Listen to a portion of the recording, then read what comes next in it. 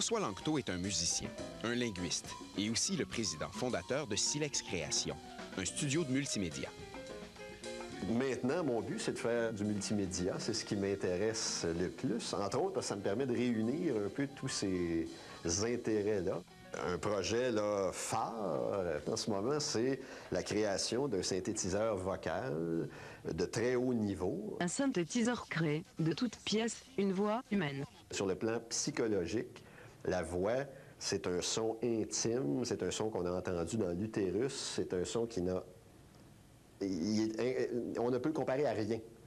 Alors, c'est pour des compositeurs qui veulent utiliser des textures absolument inédites puis très chargées émotivement, c'est quelque chose de fabuleux comme matériau.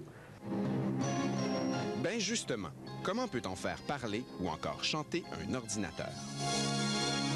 En français, il y a environ 1500 diphones, ou types de transitions possibles entre chaque phonème.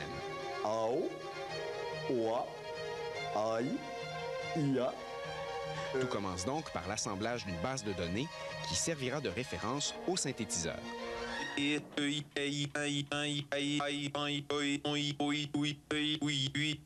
Grâce à ces références, l'ordinateur pourra reconstituer n'importe quelle phrase.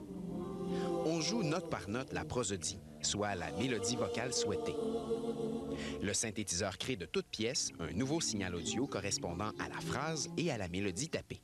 Bienvenue à la revanche. Bienvenue à la revanche des nerds. Bienvenue à la revanche des nerds. Bienvenue à la revanche des nerds. Cette technique, la concaténation de diphones, n'est pas sans problème.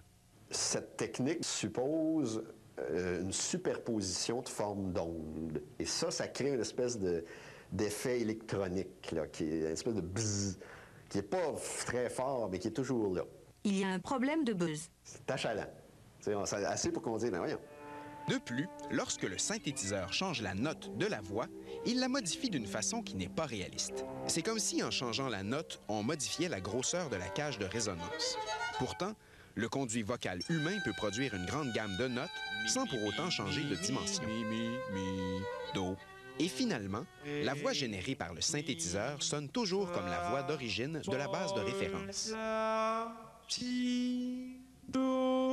Pour arriver à surmonter tous ces problèmes, François travaille aujourd'hui à la création d'une nouvelle génération de synthétiseurs basée sur une nouvelle technique. On appelle harmonique et bruit.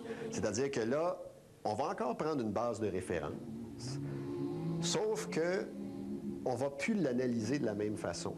En séparant la partie bruitée de la partie chantée du langage, on obtiendra de bien meilleurs résultats. Si on fait « A » ou « A », ça va être le même larynx, là. Ça ne sera pas transformé de façon indésirable. On va partir d'une base, mais on va faire 100, 200 voix. Ça sera notre imagination. On n'aura aucune limite parce qu'on va pouvoir dire « Ah, ben, je veux qu'il soit plus de gorge, je veux qu'il soit plus de nez, ou je veux qu'il y ait plus de bruit. » On fera tout ça. Je veux que ça soit un gars, je veux que ça soit un gars, je veux que ça soit une fille.